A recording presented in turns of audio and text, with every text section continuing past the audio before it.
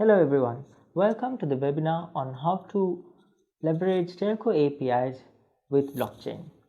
This is done alongside the TEDHack 2018 hackathon, and in today's webinar we have Andy who will be discussing on how to develop decentralized applications on a very innovative platform called Embark from status.im.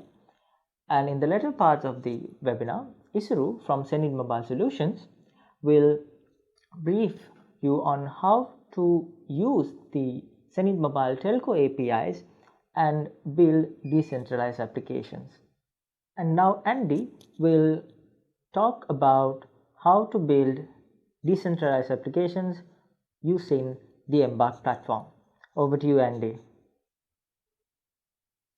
So if you have never heard of Embark before and are wondering what this is all about, you can go into the overview file and take a little read about what the aims of this tutorial are and what Embark is and what it allows you to do.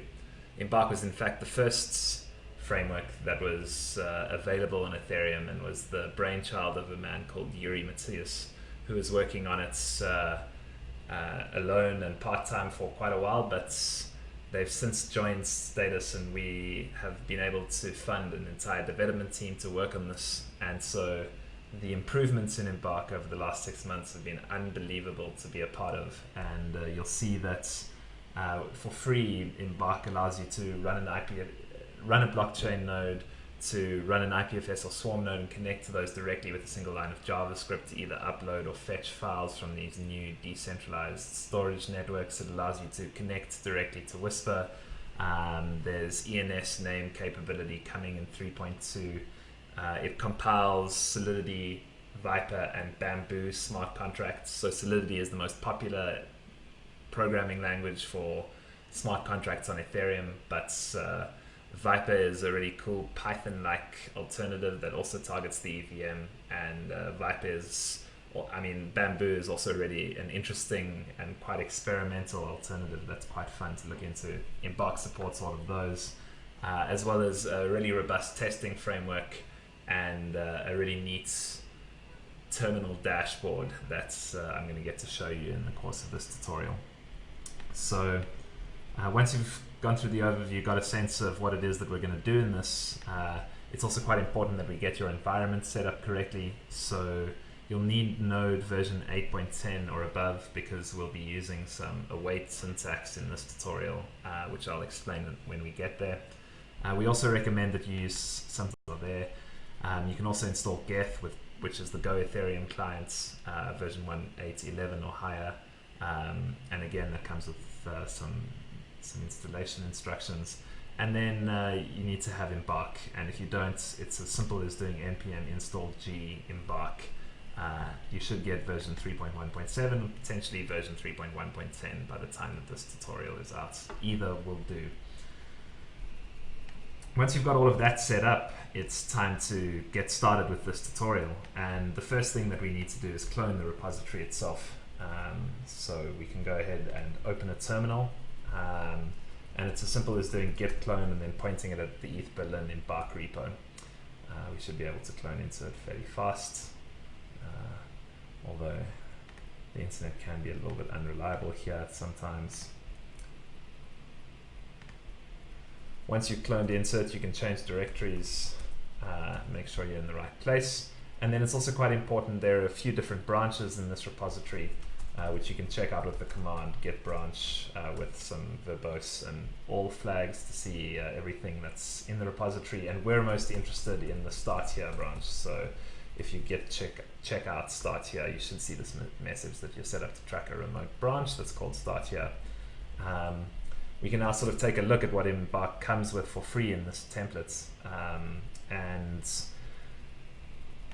most of this should be familiar if you've used any kind of framework for developing on Ethereum before, but one of the really unique things about Embark is just how modular and configurable everything is. So it comes preloaded with the front end stored on IPFS or Swarm, which is also something that you can do directly from Embark.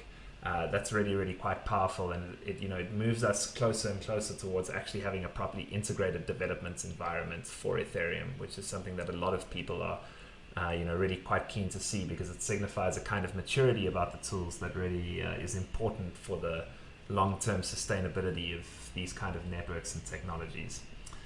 So you'll also have your contracts folder. This is where you write your smart contracts. As I said, you can do this either in Solidity, Viper, or Bamboo. We're going to be writing smart contracts in Solidity because it's the most popular and well-known language at the moment. You have the app folder, which is where you write your front-end JavaScript and maybe some HTML and CSS as well. This template comes preloaded with test very, very thoroughly everything that you do to make sure that the contracts that you write actually perform in the ways that you expect them to, and that they're not easily manipulated in any one of a number of different attack patterns that have become obvious as Ethereum has grown over the last 3 years. So we're going to be doing some tests in this tutorial, because test-driven development is really, it's super important, again, for the kind of sustainability and social trust that is required for these technologies really to function, and perhaps even to reach some kind of mass adoption. The first thing that you need to do once you've switched onto the Start Here branch is just make sure that you install the node modules that are defined in your package.json. If you're a web developer or have worked with front ends at all, this should be fairly familiar.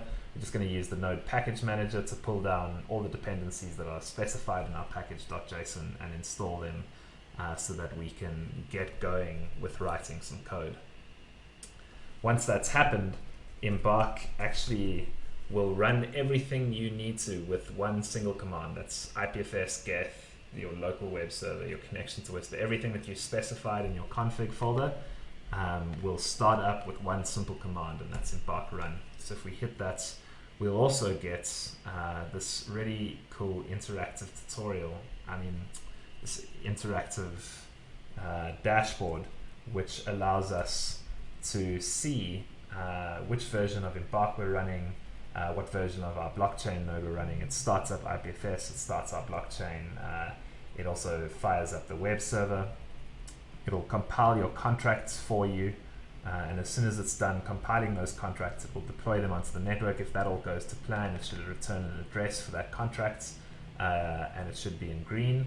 It'll then give you the outputs of the Webpack process that moves everything from your app folder to the dist folder, which is what's actually served to the local web server, which is running on localhost 8000. And that should look something like this. You should have access to a number of different accounts. If you choose an account that actually has Ether in it, you should be able to see at least the fields for usernames, descriptions, and the button to create a user. Obviously none of this will work because we need to wire it all up by following the instructions given in this repository. So we've walked through our first run with the interactive Embark dashboard, and now it's time to code our first smart contracts. So the first thing that you need to do before we actually dive into the Solidity code is open the project in a text editor of your choice. I particularly enjoy Visual Studio Code because it comes with a whole bunch of extensions. Material icons is quite nice, just because I'm a visual thinker. But this Solidity extension by Jean Blanco is in fact the reason that I use VS Code. It comes with code coloring, various different highlights, and looked at in our terminal. You've got your app folder, the config folder, contracts, which is where the shell for dTwitter exists that we're about to fill in, dist, which is what gets served to the website once everything in app has been bundled and built, and then this test folder, which includes a JavaScript file that we're going to use to test our smart contract that we're about to write. So I need to assume a little bit of knowledge with Solidity in order to get through this tutorial and the time constraints that we have. But if you're a web developer or JavaScript developer, some of this should seem fairly familiar to you. Solidity is kind of like JavaScript in a way, except that it's strongly typed. There are a number of other really important and big differences, obviously, but if you can write JavaScript, Solidity should at least be approachable for you. The first thing that we're doing is declaring a kind of data structure, which is called struct. You can see that we also have mappings, events, we have bytes 32, we have strings, we have uints, we have ints, we have addresses, enums, and a few others. For our purposes here, we need to first be able to store all of the different users of our decentralized Twitter client on the chain. So we create a struct for each user which contains relevant information for that user, like when they were created, what the username is, what the description is, which address owns this user, some string to store the picture because we'll be storing it as an IPFS hash because it's a content addressed store, which means that every single piece of content has a unique hash that it is addressed by. So we can use that hash rather than storing the image itself in the chain, which would obviously be much heavier and more expensive. We can just store the hash. And then an array of strings that represents the tweets from the specific user.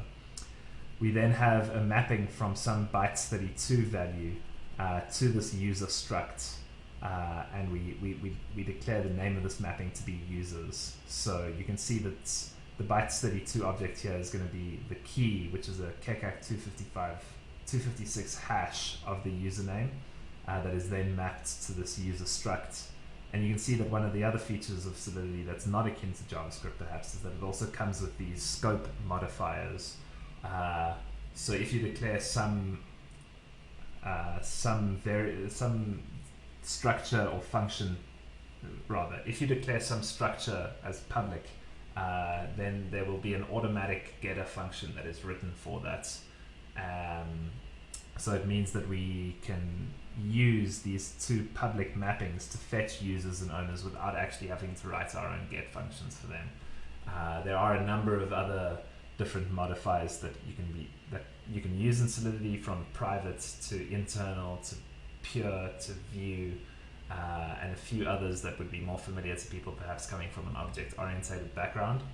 And the other important thing to note about this, I suppose, is that if you don't declare a scope modifier for these kind of things, or indeed for the functions that you write, it defaults to public in Solidity. So it's something to be aware of because that can be a security concern. We also have a mapping, but this time the key is the address that's sort of specified here in the structure, and it maps to some bytes 32 value, which is the hash of the username. And again, this is public so that we can easily fetch information about users when we need to display it or search for it, as you can see is possible up here. So we also have an event which is called a new tweet. So events are really useful for storing information off-chain and updating your UI. So these sort of go into the logs with each transaction, and then you can filter through those logs to find the events that you're interested in and use those events to update the UI and inform users of the state of different transactions or the results of them, or various different things. In this case, we're actually using an event to store the tweets. So whenever anybody tweets, we will emit an event and then filter through the logs coming back from the blockchain, find those events, and update our UI with the information coming back from them. So you'll see that this is some bytes 32 hash again, and this represents like the username hash of whoever tweeted, then the actual string that represents their tweet and the time that it was tweeted at. So that's the sort of basic data structures that we'll be using in this contract. We then have various different functions that we'll need to fill in some code for. You've got to be able to create an account, edit accounts, check that a user exists, and actually tweet. So if you look at our create account function, it's only expecting two parameters, some username and some description, which is all we'll need to create an account. It then goes through a variety of checks before we're expected to add in any code. So prior to Solidity 0420, I believe, we didn't have these require and its sister assert words. We used to just sort of write simple conditionals. So we would have changed the logic in this function around and said if the username has no length, then throw, otherwise continue. But the problem with that is that it's very, very difficult to debug that kind of pattern in Solidity. And what's more is that if a function throws, it consumes all of the gas that the user sent along with it. So that's a really poor user experience. So Christian Reitzwein and the team recently introduced these require and assert keywords. And what require will do is that if the function fails at this point, it will stop execution, return the rest of the gas to the user, and put a 1 onto the stack. So it becomes quite a lot easier to debug.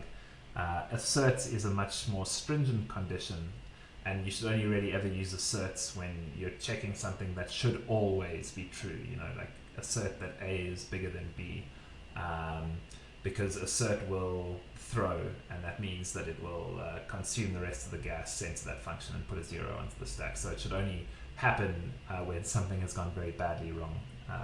So require seems to, generally speaking, at least for these simple contracts, pop up a lot more often. Here we're checking that indeed a username has been passed in by making sure that its length is greater than 0.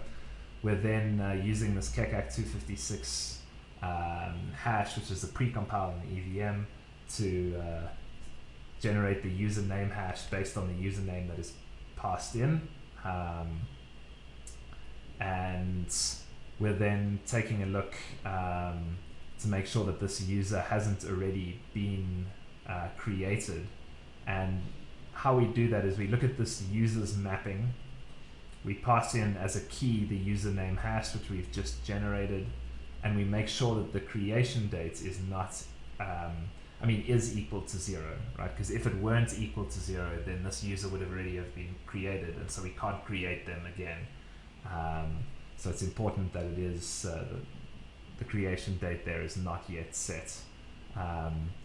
And then we also need to make sure that the owner's mapping here, which has as a key addresses. So if we pass in the address of whoever made this call, it also shouldn't be 0. I.e. it should have come from some address. And this is perhaps the other thing that's quite neat to know about Solidity, is that there are these various global objects available to you, like message.sender, which will return the address of whoever sent you that message, or message.gas, which will return the value of the gas sent with that message, or message.data, which will return the hex encoded data sent along with that message. There's also tx.origin, which is sometimes useful when using like chains of proxy calls rather than message.sender. But this is, one of the really neat features of Ethereum, and just the way that it is architected, is that it's this object-oriented environment in which you know always which messages have come from which objects. And there's not really another object-oriented environment in the world like that. And so, rather than requiring an address as a parameter, which is really quite easy to manipulate, you can just get access to this globally accessible objects to do with the message itself that has been sent when calling this function. So now that we've checked through all of our initial conditions, if all of these things pass, it'll be time to create a user. So over here, you can come in and just make sure that everything's lined up. And we're using exactly the same pattern. So we look in that user's mapping with the username hash as a key, and then we look into each individual value here, the creation date, the owner, the username, the description, and we update them either with now for the creation dates, message.sender again for the address of the owner, and then username and description that were passed in up here as parameters.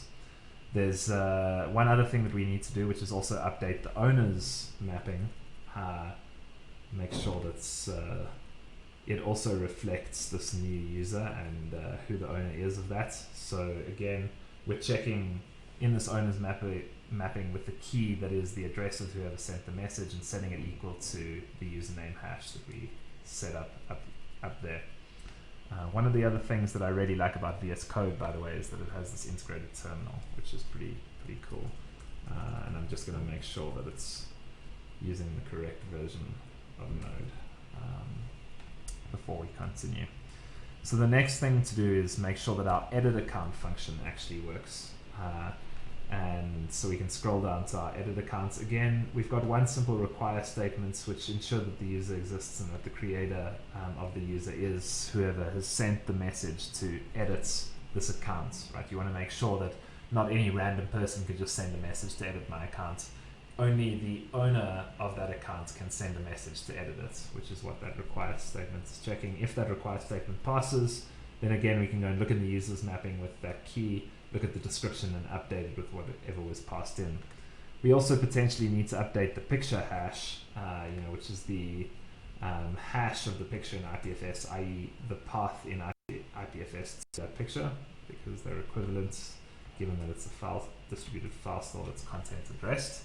And here we are going to use an if statement. So again, we just check that indeed a picture hash has been passed in by making sure that the length is greater than 0, and if indeed it is, then we'll look in the same mapping, except at the picture value this time, and set it equal to the picture hash that is passed in. We then need to just have a separate function to make sure that we can check a user exists very easily. We'll be calling this function rather than sending transactions to it, and calling data off the chain is always free. That will become clearer when we write the tests, exactly why we need this function. It just returns some Boolean value, either true or false. And like I was explaining earlier, if the creation date is non-zero, then we know that this user must exist. We don't need to check anything else in that struct. If the creation date is non-zero, then we know that user has indeed been created. The last thing that we need to do is actually tweet. So in order to do that, it's 4 simple lines. We go through one require statement to make sure that indeed some account has sent us this message, that the sender has indeed come from an account, and then we get the username hash of that sender's account by looking in the owner's mapping with the key of message.sender. We then also get our user based on the username hash that we fetched here, and it's quite important that we fetch this from storage. So this is something else that's obviously very different between JavaScript and Solidity, is these two keywords, storage and memory. When you write something to storage in a smart contract, it costs gas because you're updating the state of that contract. Whereas if you keep something in memory, it means that it's only sort of kept locally for the execution of that function and then forgotten about. So it's not written into storage, it doesn't therefore change state, and often you can make function execution quite a bit cheaper by using memory. It's quite useful, particularly in my experience, perhaps with arrays and arrays of strings, whereas when working with structs, as we are here, generally storage seems to be the go-to option, though different contracts will obviously have very different requirements. We then also need to fetch the tweet, or at least set up a tweet index that we can update our array of strings at. So we create a variable called tweet index. We look in the user's tweets and we just update the length of them by 1. We then use that tweet index as a key to update the tweets array in this user struct with the content that was passed in with this message. And once that is all done, the final thing that we need to do is just emit an event that we specified up here. If you remember, it has the username hash that it comes from, the tweet and the time. So down here we pass in exactly that, the username hash, whatever the content was, and we use the emit keyword to send it out into the world so that we can filter it in the logs that we're listening to and display it to the user. Once that's all done, if you take a look here and actually save your smart contract, you'll see that Solidity will recompile it automatically for you. And again, this speaks to having an integrated development environment. All of this stuff should just happen in the background and should allow you to really focus on writing good code rather than having to switch back between multiple different tools and go all over the place.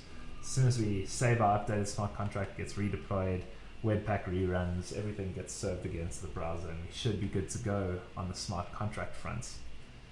You might think at this stage that it's time to write the front end that interacts with the smart contract we've just written, but there's still one important step before we can get there, and that is tests. So like I say, test-driven development is an incredibly important paradigmatic approach to adopt when writing smart contracts. Obviously in this example with Twitter, they can write tests here because it is an incredibly important skill to have when writing smart contracts that connection to your tests, because it really is like one of the most important things when writing contracts for these kind of technologies. So if you have a look in your folder structure, you'll see that there's this test folder with a JavaScript file for testing our smart contracts.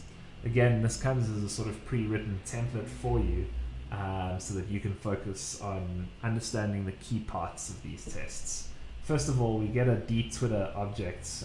This is provided for free by the code generation that happens in the background with Embark when you write smart contracts. It's able just to pull them in with a simple require statements, and then we can specify all of the different methods that we just wrote about: creating an account, editing it, checking that the user exists, those public users and owners mappings, and the tweet itself. By looking at that contract object and look at ways, you can specify all of that not only in this config folder but also in each individual test. We then set up some test parameters for usernames, descriptions, and tweet content, which are fairly unimaginative there. And then we get into actually testing the contract. So if you've ever written tests in Mocha or Kai, this kind of stuff should be fairly familiar to you. Basically what we do is we declare our contracts, and then we do these sort of, they're called describe blocks, and we sort of need to describe what it should do. So in this first test, we're going to send a transaction to create a dTwitter user with test handle as the username and description test description, and that transaction should be successful. Importantly, we're also using asynchronous functions here so that we can access the await keyword, which is why we had that dependency on node 8 or above.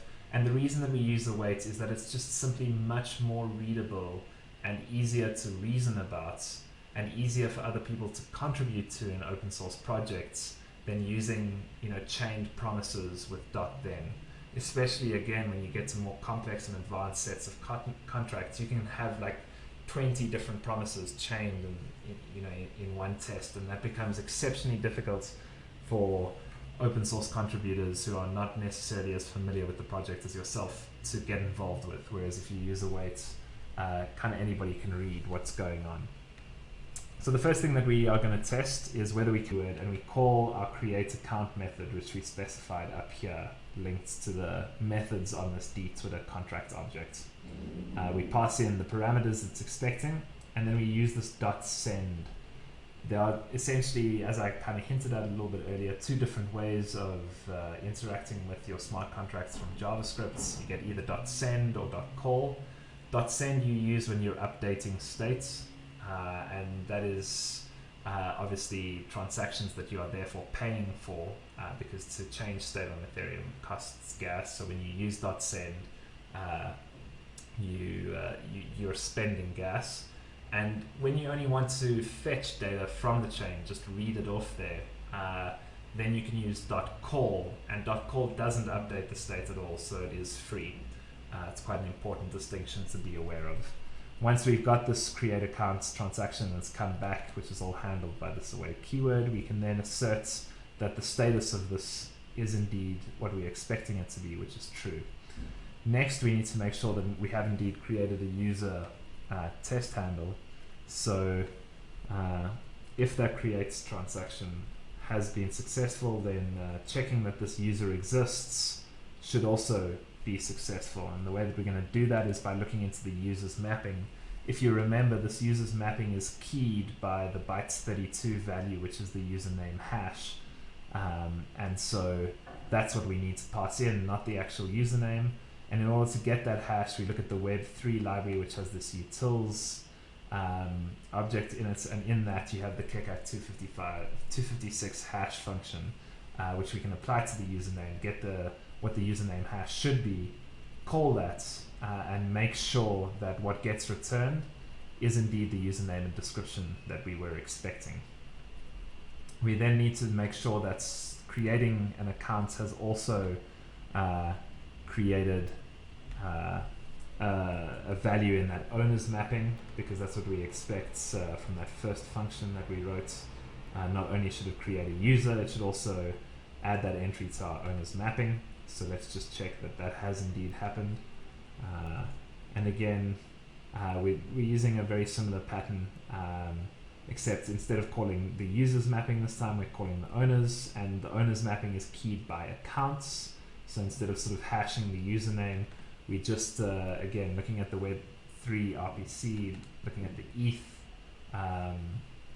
API there, and default accounts will be read by Embark as the first account in the array of accounts that you're using when running that blockchain node that is shown in your interactive dashboard.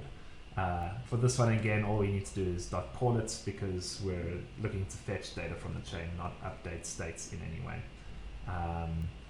Then we need to check that this username hash that comes back from this is indeed the hash of our username, as we would cast it in JavaScript. We also need to check that test handle exists by testing our user exists function, which we'll be using in search. So rather than sort of looking in the user's mapping this time, what we're going to do is we're going to call the actual user exists function, and this expects that bytes32 username hash. So we set that up there and then call the user exists function. This may seem like we're duplicating work a little bit, but it is useful when writing front-end code, particularly for the search. The last thing that's, the second last thing that we need to do is make sure that we can actually edit accounts, and that behaves in the way that we're expecting. So again, we set up our username hash in the same way that we just did before, and then we do an updated description by sort of concatenating edits it onto that string, and this is the form of an IPFS hash. So we set that up for our updated image hash so that we can ensure that the picture stuff works as well. We then, rather than calling create account, called edit accounts with those three constants that we've just set up. And again, this needs to be a .send call because we'll be updating states. And then we're going to need to fetch those details, which we can then pass to check that they are indeed what we're expecting them to be. So again, we look at the user's mapping with the username hash as the key, we call it, and then check that the values that come back are indeed the description and picture that we updated it with.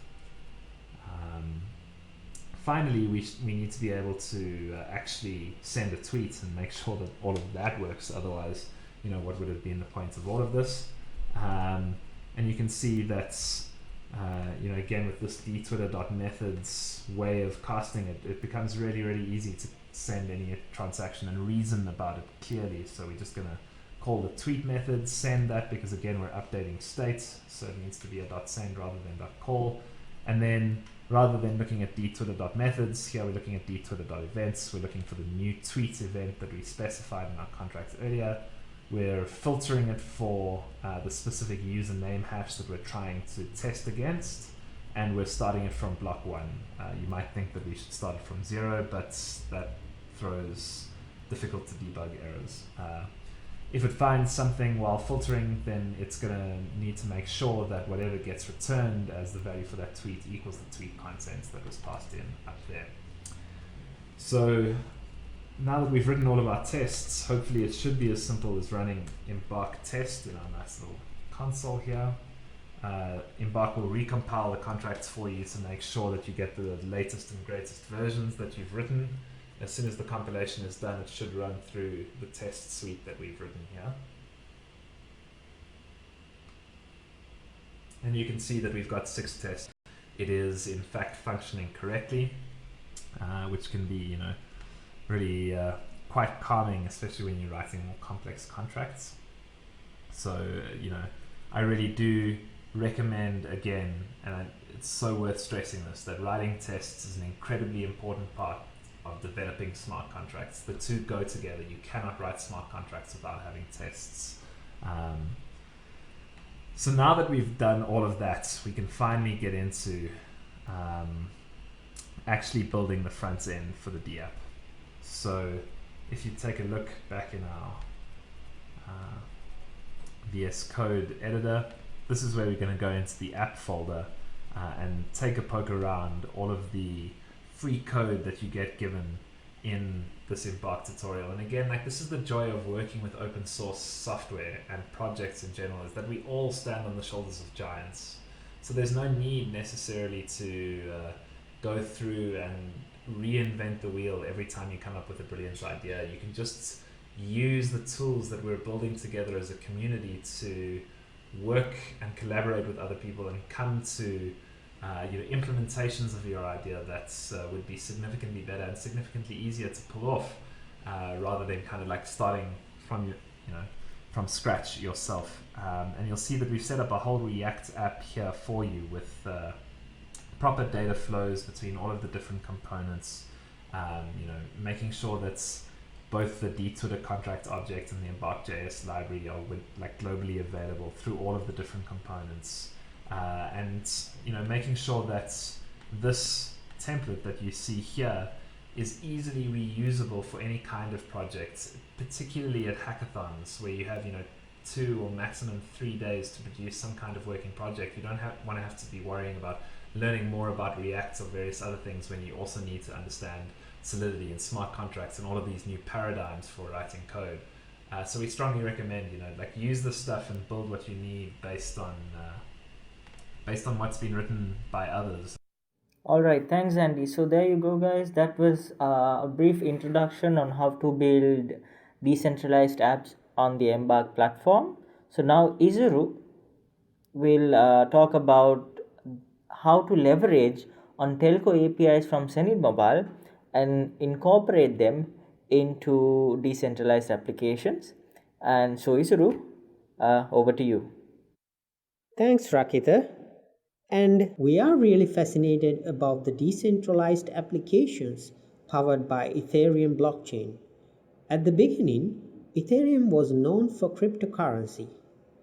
And with the ERC20 token specification, it can now represent almost any value, such as messaging, as in status network tokens, means to access and publish digital media, means for voting and ideation, supply chain smart contracts.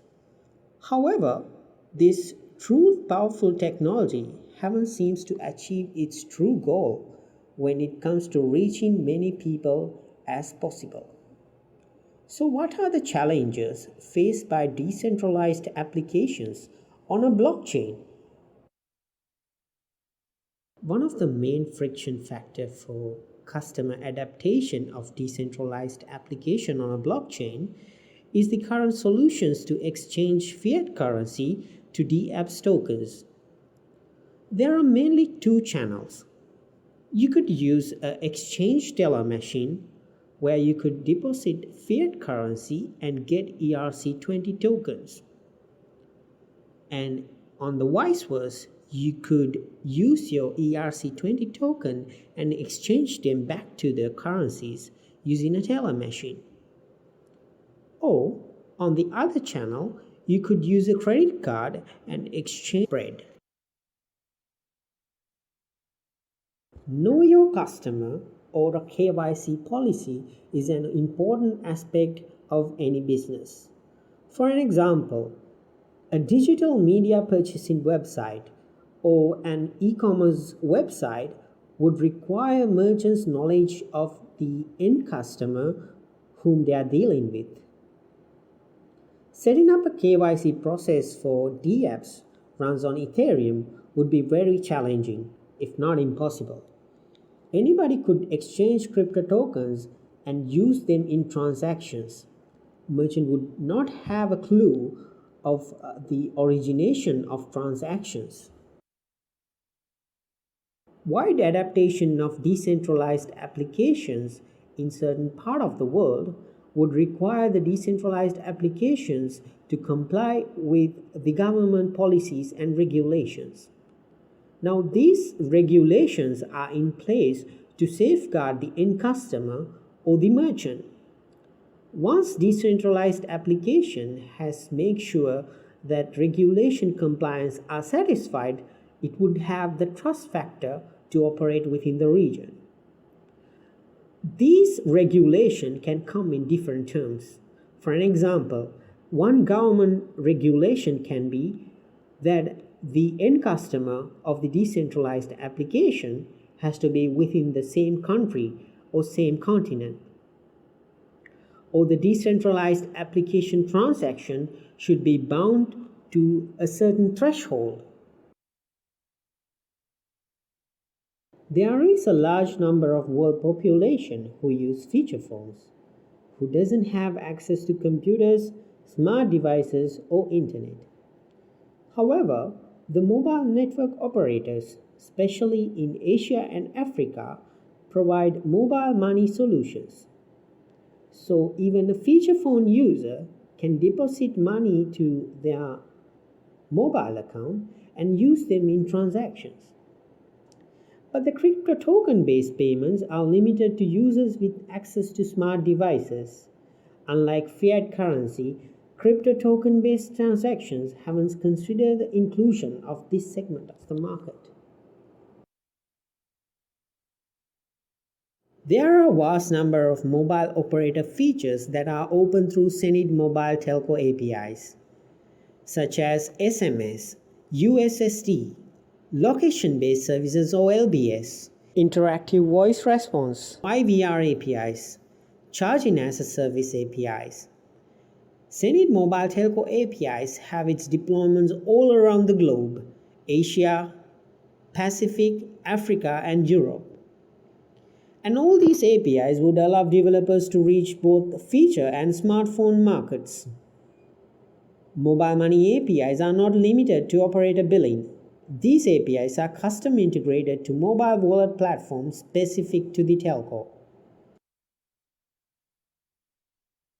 As a solution for exchanging DApp tokens to and from fiat currency, the developers of the decentralized applications can use Zenit Mobile Charging as a Service APIs to create virtual exchange centers. The DApp can issue tokens to end user by making a transaction from DApp's account to the end user's account in exchange for the fiat currency available in end user's mobile operator balance or the operator wallet account. Also, when end user wants fiat currency back to their account, the credit APIs offered by Zenit Mobile Charging as a Service APIs can be used to exchange tokens back to the fiat currency. Next, we are looking at how decentralized applications can leverage Zenit Mobile Telco APIs to implement a proper KYC policy. Now, mobile operators already have a KYC process in place. Onboarding a customer to a network involves paperwork, part where customer will constantly come into an agreement with the mobile operator on their service usage. Binding DApps end user with a mobile operator subscriber account will provide certain level of KYC policy compliance for the decentralized application. Also, Zenit Mobile SMS and USSD APIs can be leveraged to provide multi-factor authentication for the decentralized application. Location-based services provided by Zenit Mobile Telco APIs would help decentralized application developers to implement proper government regulatory compliance. Now, the regulatory compliance, such as identifying the origination of the transaction, flow of money, can be tackled using location-based services. Once the decentralized application end customer is properly linked with the subscriber account, the decentralized application can use LBS-based APIs to locate and authorize the customer transactions. Also, the DApps can use Zenit Mobile USSD and SMS API to perform multi-factor authentication for the application. The main challenge, or the challenge that looks almost impossible, is the inclusion of feature phones into a decentralized application.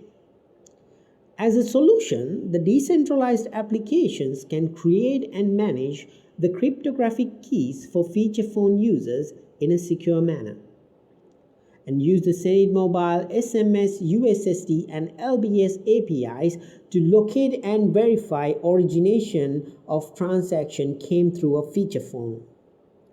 Then the decentralized application can initiate transactions on behalf of the validated user.